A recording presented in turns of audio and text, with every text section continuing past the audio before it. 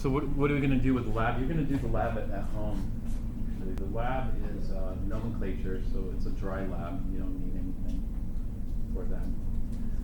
To get you prepared for the lab, what I did was I just decided to do some more nomenclature practice in class. So we'll do some in-class nomenclature. Let's find it.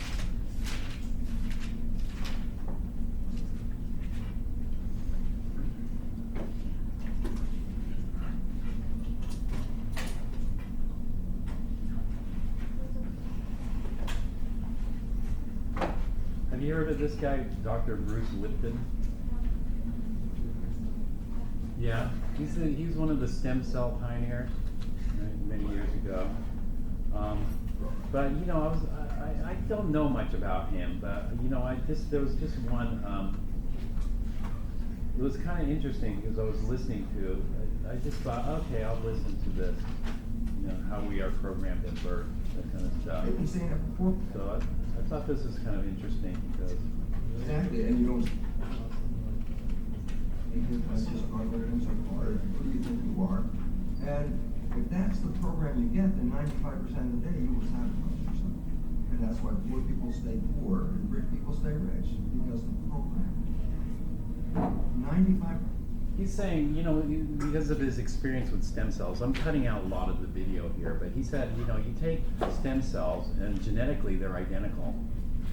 And you put one in one cultural medium, another in another, and another in another, and you get three totally different results. One grows muscle cells, the other grows bone cells, and the third grows fat cells. And so this is easily repeatable. But it isn't the stem cell stuff that I was interested in. This video is this thing about subconscious that's coming right up. It's very short, so we'll just watch it.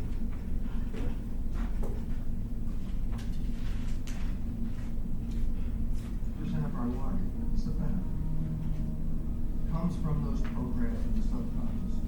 Every day, only about 5% of your life are you using conscious, which is creative. 5%. Your life is being lived. You know, you think you're living your life. Exactly, and you don't see it because it's both subconscious, below conscious. And the Jesuits, for 400 years, they were boasting. People didn't understand. They say, give me a child until it's 7 and I will show you the man. They've been saying that for 400 years because they knew 7 years was the program period. And 95% of your life after that will be whatever that program is. So you don't have to try and think about what happened. I just said, look at your life. The things you like that come into your life come in because you have a program that supports them. But anything you struggle with, work hard at, put a lot of effort into making it happen while you're working so hard, inevitably you have a program that doesn't support that conclusion and you're trying to override the program. So you don't need to do a lot of strength and psychology stuff. You just look at your life and say, where am I struggling? Because wherever you're struggling, inevitably is a program in your subconscious that does not support that destination you've been looking for. The conscious mind is creative. It can learn in any number of ways. Read self-help book, go to a lecture, listen to this program, and conscious mind is going to get some awareness. And I go, yeah, but the subconscious mind doesn't learn that way. Right? It doesn't. The subconscious mind learns in two fundamental ways naturally. Hypnosis, which is the first 7 years. And after age 7, how do you put new programs in? Repetition. Practice. You want to drive a car, you didn't want to learn how by just getting in the seat with the key in. You have to practice driving a car. You want to learn the alphabet. How many times did you go from A to Z? Try to go to A to Z before you can complete it. And once you completed it, you didn't have to go back and do it again. So 2 phases. You want to train the subconscious mind? Hypnosis. Repetition. I like the last one because there's a new phrase that's bandied about called fake it until you make it. Meaning, if you're not a happy person, so you want to be a happy person, then repeat all the time. I'm happy. I'm happy. You say, well, you don't look happy, right? You say, no, who am I talking to? By repetition, I'm talking to subconscious. If subconscious gets, I am happy, and 95% of your life comes from that subconscious, there will be a point once the subconscious got, I am happy, you don't have to say it again. Okay? It'll be automatic. And that's why we see people do affirmations and gratitude journals and stuff, because if you do that daily, It's repetitive, and that's the secret part. Look, putting a sticky note on the refrigerator is more like a suggestion, but it's not a repetition. So it doesn't work very well. But you have to, repetition is a habit. It's making habit. So you gotta do something religiously in the sense of repeating it to make it work.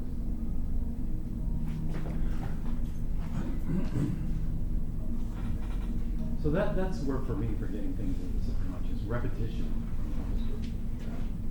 You know, I like to do repetition a lot in the class. You know, there's some people who say you have to repeat things like 5 times before it starts to click. But unfortunately, we don't have enough time to repeat things 5 times, but maybe you do at home, you know. Just go repetition through your notes, repetition through the names and the formulas for the ions. So it's the key. So that's why I assigned so many problems. If you look at this last homework assignment, it's very long. And as we're learning this, where did I do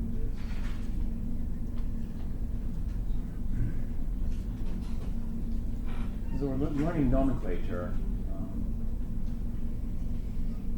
We're going to do a lot. I think that's the best way of learning nomenclature. And so, are you guys starting to learn the ions, basically? Yeah. All right, let's test.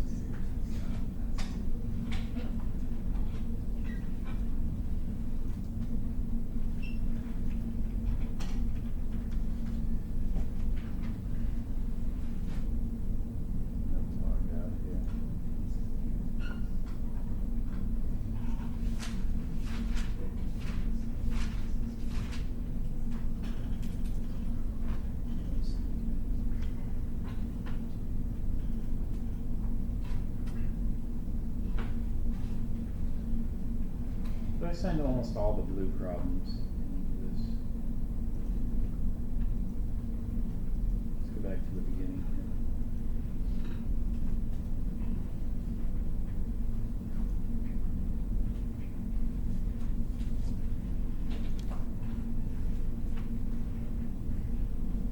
And so I'm going to do the black problems here. All right, so let's take a look at some of these homework problems here. Write the chemical formula of each of the following. The yellow spheres represent fluorine. The green represent chlorine. They give you a little hint. Chlorine's written last. What's this here? This is not fluoride, but this would be elemental fluorine. We wouldn't call it. It is diatomic, but we wouldn't call it difluorine. It's just the element fluorine. Yeah. Di, those prefixes are usually used to represent binary molecular compounds like this. This is a binary molecular compound. And so this is chlorine and fluorine. So should we go chlorine fluoride or should we go fluorine chloride? We're going to go not fluorine chloride because we're going to go chlorine fluoride because usually the second, what comes first typically, cations or anions? Cations. Well, even though this is molecular and we aren't following the ionic nomenclature rules, it is still kind of the same thing. And what it is this. When we form ions, somebody has to lose electrons, somebody gains electrons. And so we have 2 choices here. Choice one is chlorine loses, fluorine gains. And we'd form chlorine fluoride. Chlorine fluoride. If we did it this way and we wrote the formula ClF, then what that tells me is fluorine has what charge? Fluoride has what charge? Close. Not 1+. What does chloride? What's the charge on chloride? -1. Chloride and fluoride are in the same family. Since they're in the same family, it's going to be -1. So fluorine and chlorine, same. They have a lot of similar properties. However, if this is -1, this must be +1. And so that's option 1. Or we could call this fluorine chloride. If we call this fluorine chloride, that would imply that fluorine's written first, chlorine is written second. Usually the second one will be negative, the first one will be positive. And so the second one will be -1, which means fluorine is +1. Then we have to think, okay, probably the easiest way of thinking about this is which one is it easier to take an electron off of? If you look at it, chlorine's kind of big, fluorine's small. So is it easier to take an electron from a big atom, or is it easier to take an electron off a small atom? Some people might think small because small might be weak, but small isn't necessarily weak. If you think about small in terms of size, we had helium versus hydrogen. What do you recall from helium versus hydrogen? Which one is smaller? Helium is smaller in terms of dimension. Why is helium smaller than hydrogen? Yeah, because electrostatic forces are stronger. What did I call that? The science fiction term for that? So it's like a invisible tractor beam kind of thing, you know. And so basically, the two positive charges are going to pull the electrons in closer, making helium smaller than hydrogen. Which one is it? Which one is going to be easier to steal an electron from? Hydrogen. Hydrogen. In fact, hydrogen is much easier. Helium is very difficult to take an electron off of. In fact, helium is so difficult we call it a Nobel gas. It's so hard to take an electron off. So helium doesn't want to lose that. Hydrogen, though, can. Hydrogen can easily lose that. If it loses that electron, what are we left with? A proton. So sometimes we call the hydrogen ion a proton, because essentially that's what it consists of. Not all of them, though, because some hydrogen atoms and some hydrogen ions have a neutron in addition to a proton. But those aren't that common. And so if we're thinking about this, which one will lose an electron easier? A big chlorine or a small fluorine? Big chlorine. And so big chlorine loses it easier, and therefore we expect the positive charge to be on chlorine instead of fluorine. And so this is why they gave you the hint here. They gave you the hint. Fluorine is written last in these formulas because that's typically where the negative charge goes, and the positive charge is going to go on the other species. And the reason why fluorine is so small is the same reason as this. It's got a strong tractor beam pulling in the electron. Not only that, chlorine, like how many electrons does chlorine have? Chlorine has 17 electrons. How many electrons does fluorine have? 9 electrons. If you have 17 electrons versus 9 electrons, which one's going to be harder to take an electron from? Yeah, 9 electrons or fewer electrons. So it's going to have but if you have lots and lots of electrons, then it'll be easier to take them. And so this is called chlorine fluoride or chlorine monofluoride. Monofluoride saying this is only one fluorine. What would this one be called? Chlorine trifluoride, and then this one? Chlorine pentafluoride. And all those are unusual molecules, but those exist.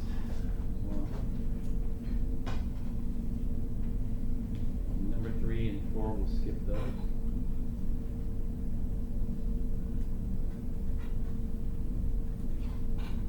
Number 6 we should do. Write the formulas of all elements that exist as diatomic molecules under normal conditions. Under normal conditions, what elements exist as diatomic? There's 7 of them. Can you name them and write? Nitrogen, hydrogen, oxygen, fluorine, chlorine, iodine, bromine. Okay, you got it. Those are just the BR2, I2, etc. 8. Given names, write the formulas. Given formulas, write the names. So here we're given the name, germanium. We should write the formula. Does germanium form molecules?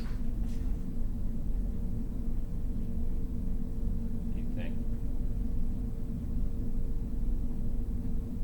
Well, actually, what germanium is a semiconductor like silicon. And if you think about silicon semiconductor, it's a solid. So what do you think about germanium? Germanium is right under silicon. What do you think its state is? It's a solid as well. In fact, they have the same structure. If you think these are all members of the same family, carbon is at the top, then silicon, germanium. So all these adopt this type of structure. Do you know what this is? This is called the diamond lattice. A diamond lattice is an example of a ionic lattice, covalent lattice, or molecular lattice. Covalent lattice. It doesn't consist of ions, therefore it's not an ionic. It doesn't consist of molecules, therefore it's a covalent lattice. If we represent a covalent lattice like this, is this a giant molecule of germanium or a giant molecule of diamond? No.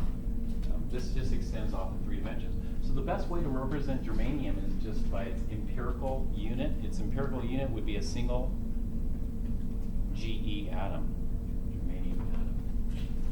And so the same goes with diamond. Diamond, the simplest, would be just a C. The same thing with silicon, the semiconductor, it would just be Si. They all adopt the same covalent lattice.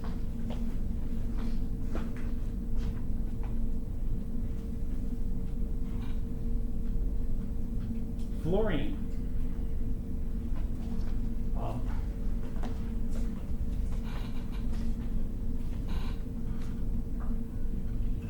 What's the formula for fluorine? That one we memorize. What is it?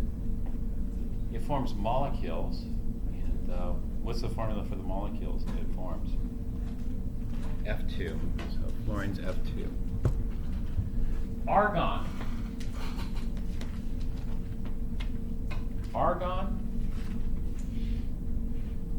Argon's normally a gas, liquid, or solid. Gas. Helium gas, neon gas, argon gas, krypton gas, and xenon gas. They're all gases. That's why they call that group the Nobel gases. And so argon's a gas. Are there molecules of argon floating around in the gas state, or are there atoms of argon floating around? Yeah, atoms. And so the formula for this would just be AR. And then gallium. Gallium is also a semiconductor. Gallium should be solid, and it's probably a molecule or lattice type structure. Lattice, yeah.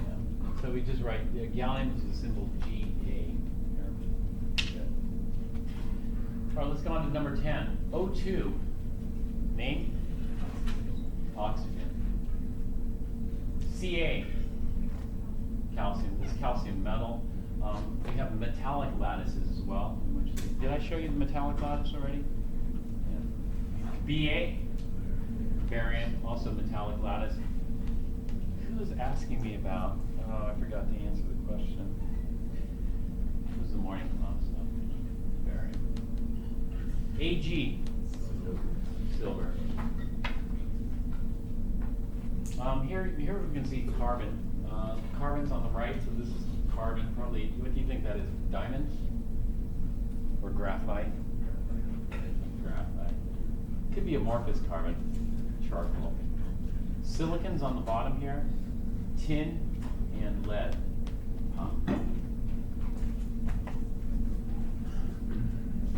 So it'd just be C, Si, Sn, and lead is Pb. Chlorine. Magnesium. Nitrogen. Vanadium?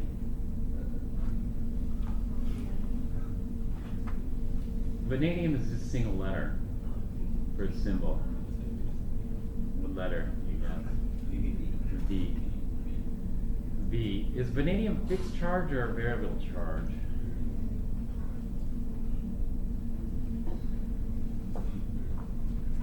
Vanadium is a variable charge. But this is not the vanadium ion, this is vanadium, the metal, the element. So there's no charge on that.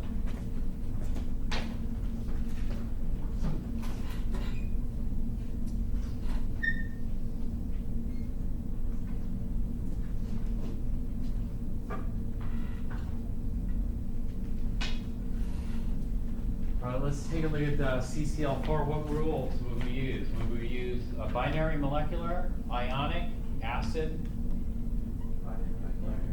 Binary molecular. And this would be called carbon tetrachloride. Carbon tetrachloride is an important solvent used in chemistry. And it's pretty common, carbon tetrachloride. Let's take a look at carbon tetrachloride here. This is a Wikipedia page for carbon tetrachloride.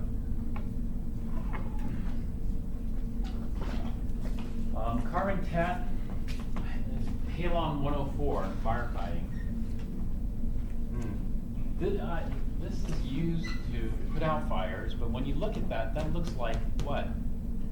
It has the same kind of structure. What do you call this kind of structure? Tetra. Close. Yeah, help with there. Tetrahedral. Okay. This is a tetrahedral structure. I mentioned that this is one of the most common structures you can see in organic chemistry. Your body is made up of a lot of carbon atoms. Carbon loves tetrahedral structure like this. This tetrahedral structure looks very similar to another carbon-containing species, which was tetrahedral as well. Do you recall what that species was? This looks very similar to another tetrahedral structure that we saw a long time ago.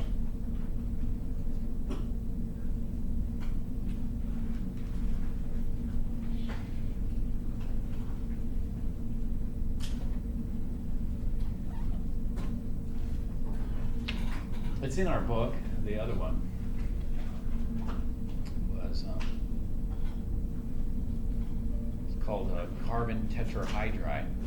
Carbon tetrahydride is its systematic name, following the rules, but we don't call it carbon tetrahydride. We call it by its common name. What's a common name for carbon tetrahydride?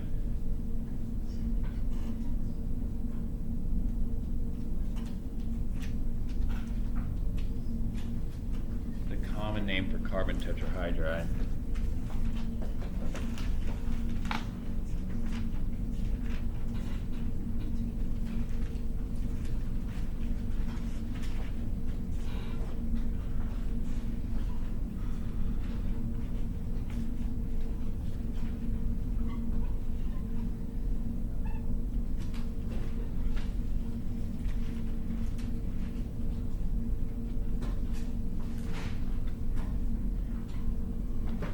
This is it. Wikipedia redirected us from carbon tetrahydride to methane, because nobody ever calls this carbon tetrahydride, even though that's what you'd call it if you use the binary molecular. We call this methane. And so one of the things we know, wait, methane supports combustion. Carbon tetrachloride puts out combustion. Why is that? You know, they both have the tetrahedral structure. And so these are things that we start to notice. You know, we start to notice this and start wondering, you know, it's weird because methane is very dangerous. It's explosive. I think I showed you that picture of the apartment building recently, right, that got blown up. Well, can we have a carbon tetrachloride explosion as well? And then when you read this, you go,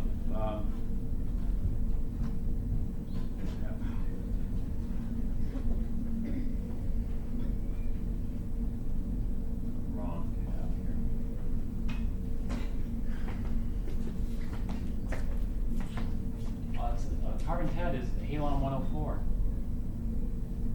fact, it turns out that a lot of these types of compounds, these are called chlorocarbons or fluoro, even because chlorine and fluorine are in the same family, so we could use those kind of interchangeably.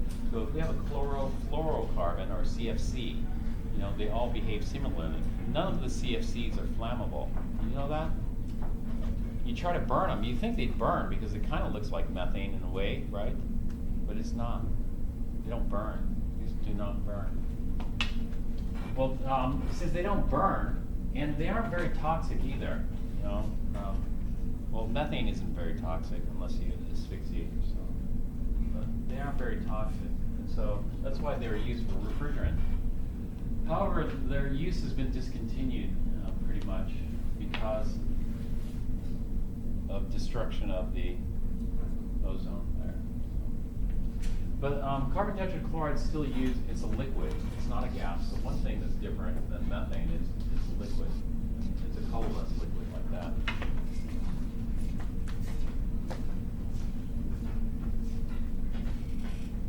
Is a colorless liquid with a sweet smell. I don't think it smells sweet. I don't like the smell at all. It gives me a headache. So I don't like using carbon tetrachloride that much. Not only that, you shouldn't inhale the fumes of carbon tetrachloride because unlike methane, you know, I said they aren't that toxic, but carbon tetrachloride and chronic exposure causes trouble. And so you can see it's used in lava lamps. You have that, that's that oily liquid in lava lamps. The thing is, in lava lamps, does the oil float on the water or does the water float on the oil? Normally oil floats on water, right? And carbon tetrachloride is like oil. However, if you look at the density of this liquid, the density is about 1.6. If the density is 1.6 and carbon tetrachloride and the water don't mix, then what you're going to see is in your lava lamp, which one is the bottom layer, which one is the top layer in a lava lamp. The water is the top layer. Water floats on oil because this oil is dense. And you can see the density here, about 1.6. Well, anyway, we started looking at some of these things, uses. The most popular uses is solvent. So it's still being used as a solvent. In fact, we use it. We use chloroform and carbon tetrachloride. They're very similar. But sometimes we worry about the safety of using such things. So if you're ever curious, you know, about safety, you can read about it in Wikipedia here. You know, carbon tetrachloride is one of the most potent hepatotoxins, toxic to the liver. So much so that it's widely used in scientific research to evaluate hepatoprotective agents. Exposure to high concentrations of carbon tetrachloride, including vapor, can affect the central nervous system, degenerate the liver and kidneys. Prolonged exposure may lead to coma or death. This is why I can't stand the smell of carbon. Chronic exposure to carbon tetrachloride can cause liver and kidney damage that could result in cancer. So it's a carcinogen on top of that. Typically, if we want more details, we look for the SDS. SDS stands for Safety Data Sheet.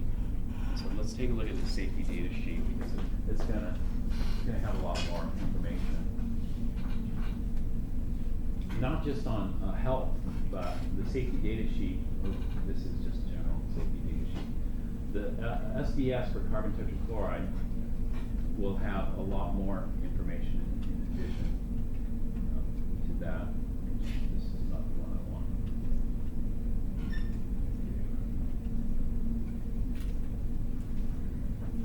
The SDS used to be called MSDS, so MSDS, and usually you get these with the chemical.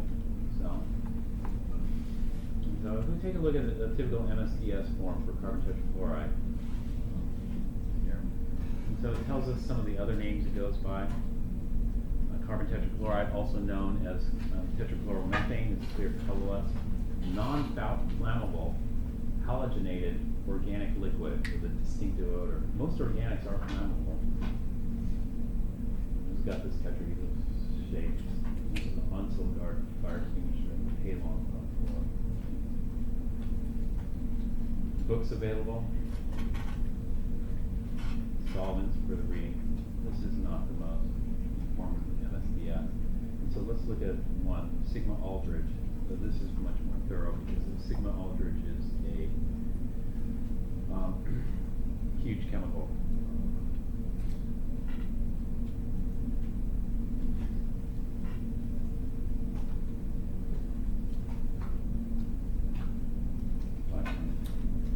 So this just goes through this product specification, simple stuff like density, color, etc. And then we go through, actually this is not the one I wanted.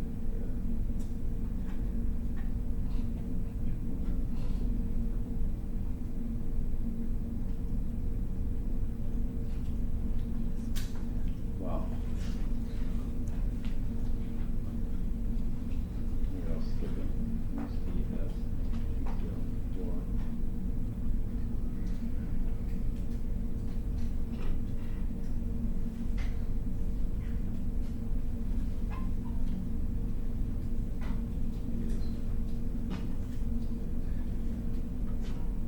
So it goes through composition, hazards, incompatibilities, health effects,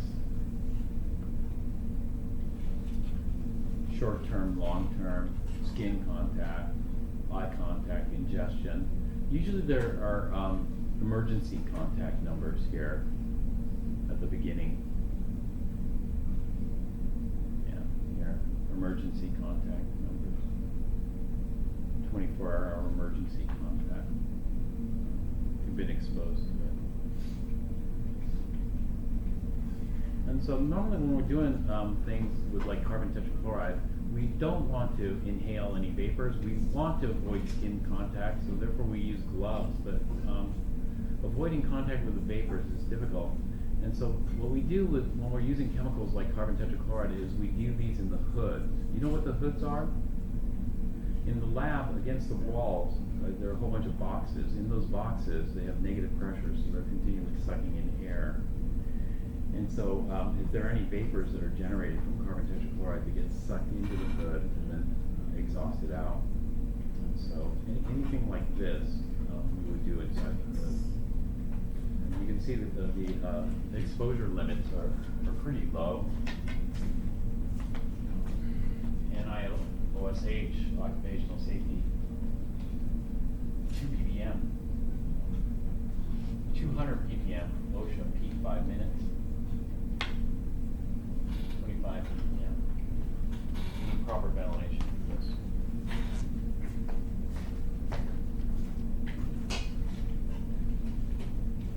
Okay, so that's carbon tetrachloride. What do you think about this next one? What's this next one called?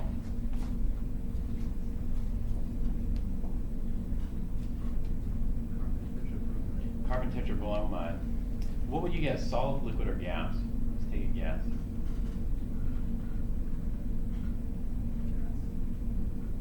Well, methane was a gas, right? Carbon tetrachloride is a liquid. Therefore, carbon tetrabromide should for sure be a liquid, if not a solid. Could be a solid. And so this is probably a liquid. Well, it is liquid. And what can you tell me about some of the properties? Should we go ahead and look them up on the SDS, or can you kind of see a pattern? Maybe we don't have to go look it up on the SDS. Maybe we could say that carbon tetrabromide would behave similarly to carbon tetrachloride, or totally different than carbon tetrachloride. But similarly, chlorine and bromine are in the same family, so we don't have to necessarily do a whole bunch of memorization. Maybe we could infer things. Maybe they aren't accurate, but my guess is it's going to be very similarly to this, being in the same family. So this is carbon tetrabromide, and in fact it is. If you go and look at the SDS data, it's very comparable to that. However, this is totally different, of course. This is, what is this?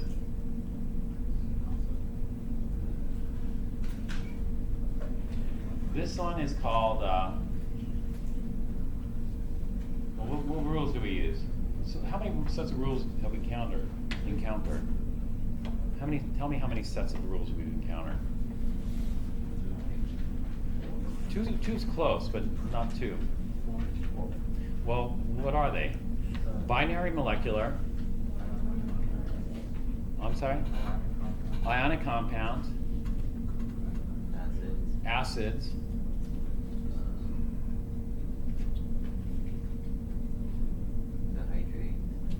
The hydrates. Well, hydrates are a special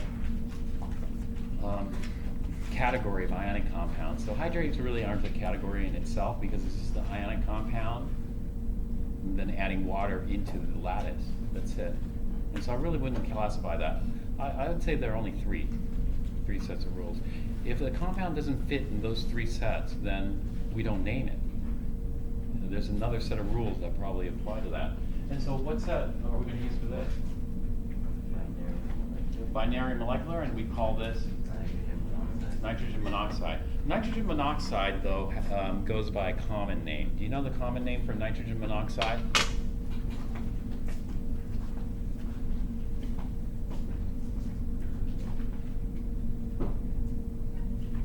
Common name for nitrogen monoxide. Well, you might not, because you might not have seen this. This is way back in 1992. I thought it was more recent, but it's called nitric oxide. This is not nitric oxide here. This is something else. But nitric oxide won the Molecule of the Year by Science Magazine. Molecule of the Year, 1992. Nitric oxide. Why? It turns out that nitric oxide is a chemical messenger in your bodies. So they figured it out, and then a whole bunch of drugs and supplements came about from the increased blood flow caused by nitric oxide. And so, but that's tricky because if there's a nitric oxide, then there must be a. If there's a nitric oxide, then that must mean there must be a. What's the convention? Ick. Well, you know, we have the ionic, but this is not ionic. But something in ionic. Remember when we were naming the ions, there was something about ick and, well,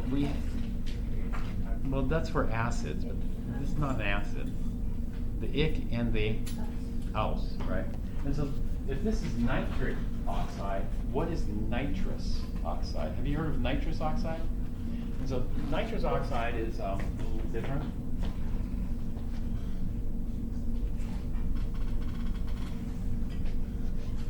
And so NO is nitric oxide. And you go, well, you know, are we naming this as a molecular or are we naming this as an ionic in this case? Ionic. But even if we're naming it as an ionic, we aren't strictly following the rules because is nitrogen variable charge or fixed charge? No, it's not fixed charge. Normally you would think it's fixed charge. It's fixed charge as an anion. As an anion, it's 3-. But as a cation type species or positive species, then it's not. This is called nitrous oxide here. Nitrous oxide also has a common name. Nitrous oxide is a common name, but it has another common name. Do you know what the other common name for nitrous oxide is? Laughing gas. Let's take a look at nitrous oxide. I had it up here, but getting too many tabs. Nitrous oxide.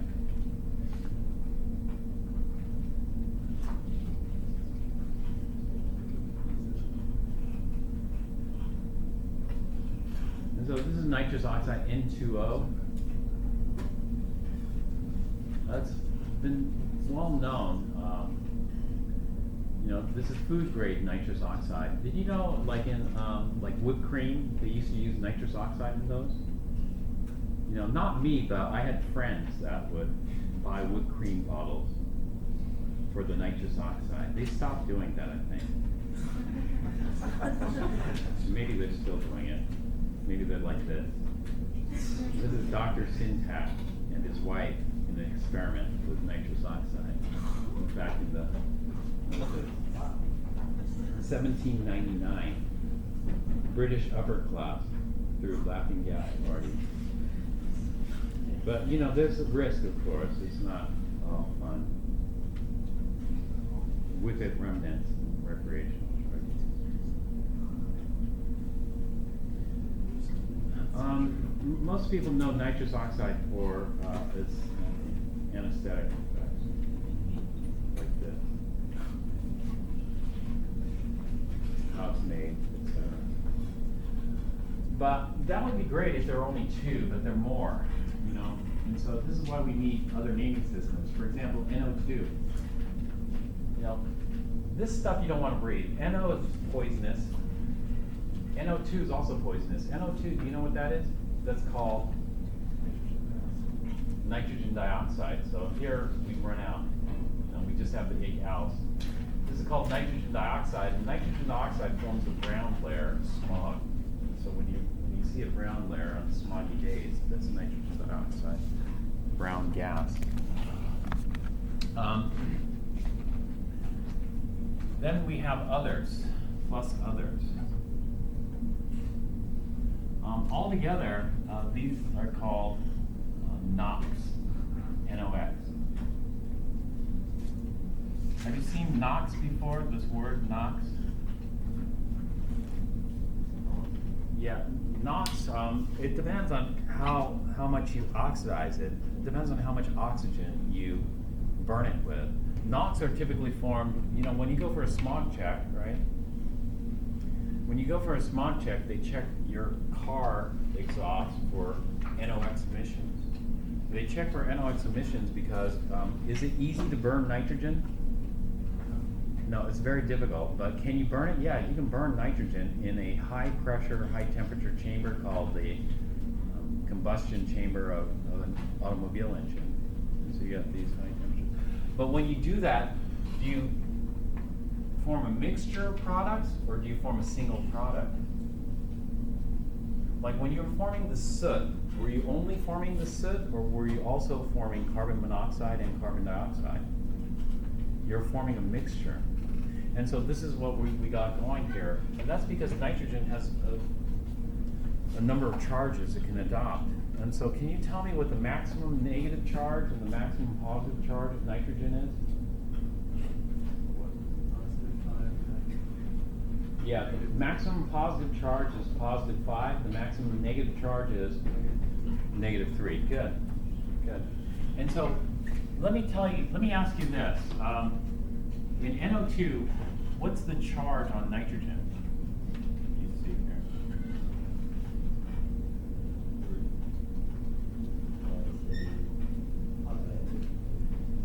Okay, oxygen, the way I visualize this is I would think of this as nitrogen with 2 oxides. Nitrogen dioxide. If I have nitrogen with 2 oxides, then the charge on nitrogen must be +4 to balance out the negative charge, so it's neutral. And so nitrogen dioxide, this is nitrogen with +4. Have I oxidized the nitrogen completely, or can I add more oxygen? Is it possible to burn it even more? And the answer is yes. It hasn't completely oxidized. And so this is too early. Nitric is supposed to be the higher charged species. Nitrous is supposed to be the lower charged. This is higher charged species. In that sense. Higher charge meaning the charge on nitrogen. In fact, how about this? What is this called? NO3 with a negative charge on that. What's that called? Nitrate. Did I already ask you this? Does pernitrate exist? If this is nitrate, then pernitrate is what? NO or minus. So I could have nitrate and pernitrate. But do you expect pernitrate to exist? No, why not?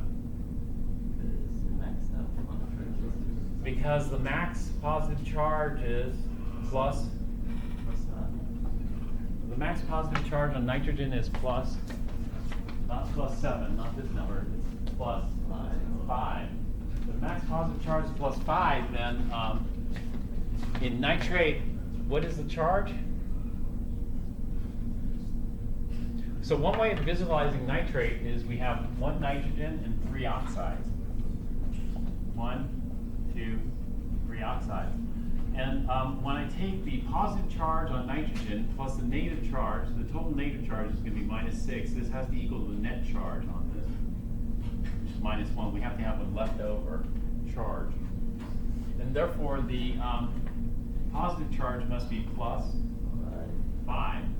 And so when we hit nitrate, we've maxed out. We've maxed out the positive charge. Therefore, if we try to go to per nitrate, what is the charge on nitrogen per nitrate? Well, oxide's -2. We got 4 of those. It's -8. It's going to be plus 7. Is plus 7? No, plus 7 exceeds that, right?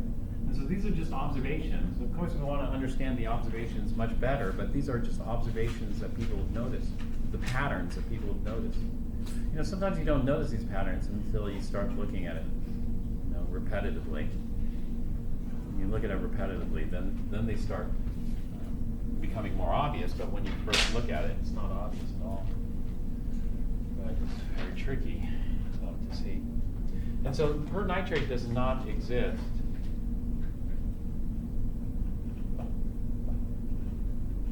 But perchlorate does. How come perchlorate exists, but per nitrate doesn't?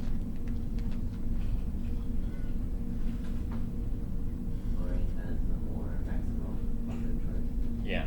And in fact, what is the max positive charge on chlorine? Plus 7. So this is -8 plus 7 gives us -1. So here it is maxed out. So are we going to have, well, if this is perchlorate, what would be above perchlorate? If this is perchlorate, then maybe hyperchlorate could be above. Is there a hyperchlorate? No. And then why is there a mismatch here? Because why is it that the 8 is highest here, but the per is 8 is highest here? And it has to do with, you know, historical observations. A lot of these 8s are found in terrestrial environments. And terrestrial environments are called aerobic environments. Aerobic environments, we have air. Air consists of oxygen. Oxygen is what we call an oxidizer. There are anaerobic environments. Anaerobic environments have no air, no oxygen. And so the types of minerals that we see are the 8s. You know, these are the things that typically form under the normal aerobic conditions. And so perchlorate is pretty unstable. Chlorate's pretty stable under normal aerobic conditions. Nitrate's pretty stable under normal aerobic conditions. Is nitrite as stable under normal aerobic conditions? No. You know. Or sulfites? What's more stable, sulfites or sulfates under normal aerobic conditions? Sulfates. But they put sulfites in wine. Do you know why they put sulfites in wine? Because sulfites can take up more oxygen. You know, and in other words, sulfites act as what we call an antioxidant. Antioxidants are like sacrificial chemicals. There are 2 things you can oxidize in wine easily. The 2 things you can oxidize in wine are alcohol. When you oxidize alcohol, do you know what forms? Vinegar. Or you can oxidize sulfite. If you oxidize sulfite, do you know what you form? Sulfate. Which one's easier to oxidize? Turns out sulfite's easier to oxidize. So sulfite's put in there to protect the alcohol from turning into vinegar. And so these are just observations that we'll see as we go along, and try to learn a little bit here and a little bit there, and then just try to memorize it or get it into our subconscious using repetition. Repetition is just reading your notes over and over again. It doesn't really cost you that much energy. Repetition. It's a really low energy to do it. Okay, anyway, let's go back to this here.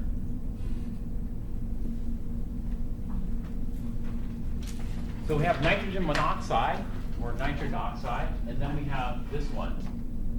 What's the formula for dinitrogen monoxide? N2O, also known as? Yeah, also known as laughing gas.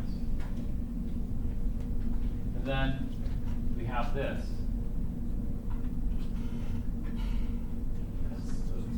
SO2. When we look at SO2,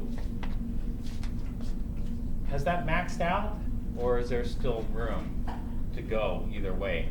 So for example, when we look at nitrogen, nitrogen is very, very interesting, because nitrogen, if we look at the limits, nitrogen is going to be varying anywhere from -3 to +5. And it's not always the single. Like for example, nitride is N3-. But when we look at nitrate, in nitrate we have nitrogen, and then we have a whole bunch in between. Well, same thing with sulfur. What's the range for sulfur? +6 to -2. And so at the -2 end, we have sulfide. At the +6 end, you know what we have? Is this +6? What would this be? This is a +4. So we haven't maxed out yet. Tell me something that's maxed out. Well, this is sulfur dioxide. What about sulfur hexafluoride? This one here. What's the formula for sulfur hexafluoride? SF6. Sulfur hexafluoride, SF6. Okay, what's the charge on fluorine, would you expect? This is fluoride. What's the charge on fluoride? -1. And therefore the charge on sulfur is? How about, would you expect sulfur decafluoride to exist? No. What about sulfur heptafluoride? No. We'd expect this to stop here. How about sulfur tetrafluoride? Could sulfur tetrafluoride potentially exist? Yes. And does it exist? It does exist. There is such thing as sulfur tetrafluoride, which we'll see later. And so there's a lot of chemical compounds out there. What we want to do is we want to see, you know, as many patterns as we can see in these chemical compounds, and also the nomenclature. The nomenclature helps us understand. This nomenclature originally came from observation, and we'll try to understand some of the origins of this. Okay, write an equation that shows the formation of rubidium ion. Okay, from neutral rubidium. This I skipped. You know, when we form ions, somebody has to lose, somebody has to gain. The metals are typical losers, and the non-metals are typical gainers. What are the formulas of cobalt-3 and aluminum ions? So cobalt-3 is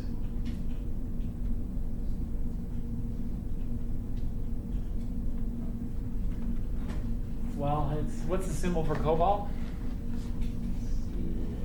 What's the charge? Yeah, 3+. Okay, CO3+. Aluminum symbol? Al. Charge?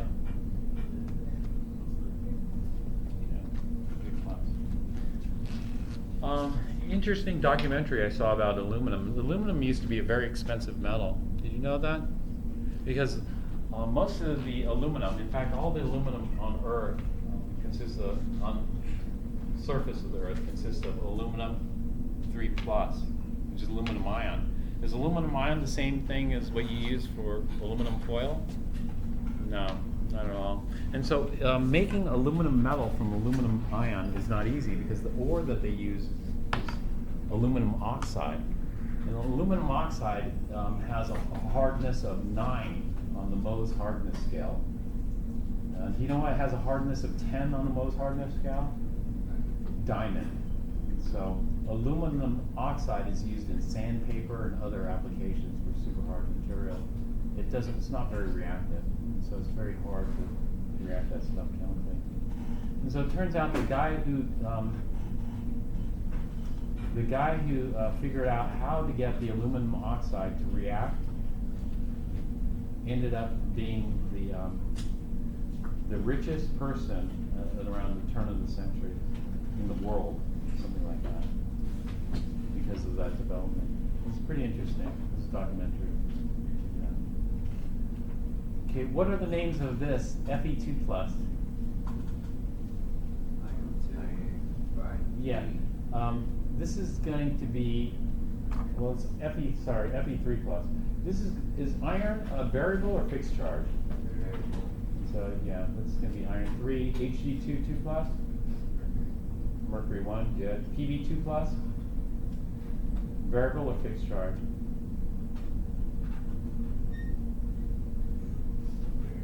Variable. CO2 plus, so we did that one already. Variable. And so lead 2, Roman numeral 2, cobalt, Roman numeral 2. Tin 4, what's the symbol for tin? Tn, is that the symbol for tin? No. The symbol for tin is Sn. Manganese 3, Mg 3 plus? No. Manganese 3 is Mn 3 plus, good. Okay, what are the formulas for lithium nitride? What's the formula for lithium ion? Li, charge? Plus 1. Nitride?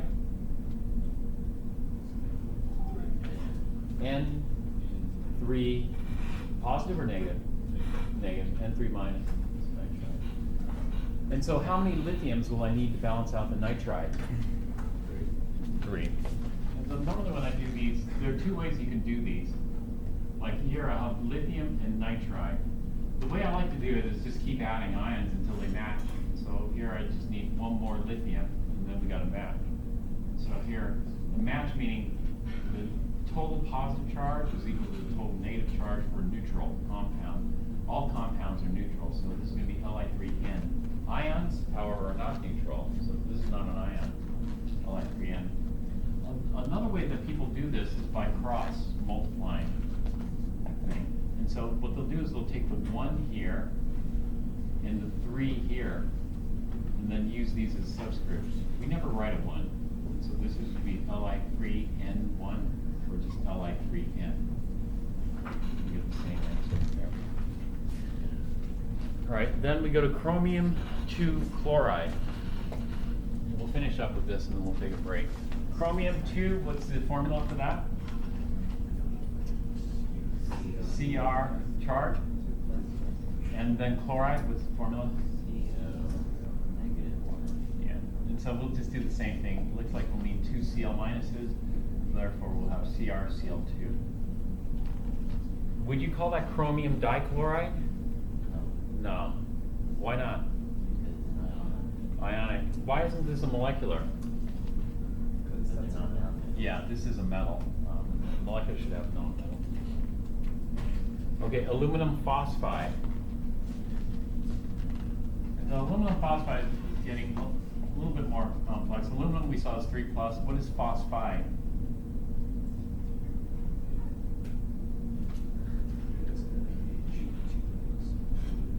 What is it? P3 minus. And so if we use this cross multiplication thing, then we'd have to do an extra step. And so it's already 1-to-1, so I could just do ALP, or, you know, I could have done it this way, AL3P3. But, you know, do ionic compounds form molecules or do ionic compounds form lattices?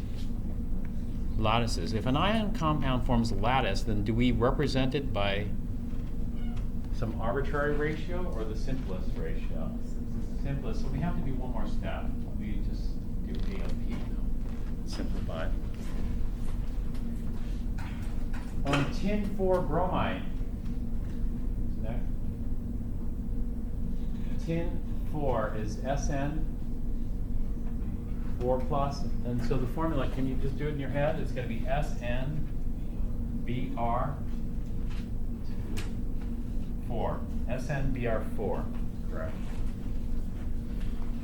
All right, we'll take a break here and then